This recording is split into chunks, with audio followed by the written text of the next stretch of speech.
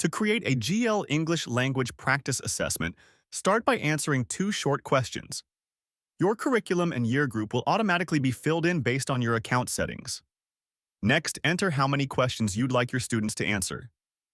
If you want to focus on specific topics, you can enter them in this box. However, if you'd like to create a practice assessment covering all topics, leave the lesson objective box blank. Once you're ready, click Generate. Your questions will take around 1 minute to generate. Take a moment to check all questions, including the multiple choice options, before exporting. An answer key will also be provided to make correcting quick and easy. If you'd like to make changes, use the Regenerate bar, simply describe your adjustments and click Regenerate.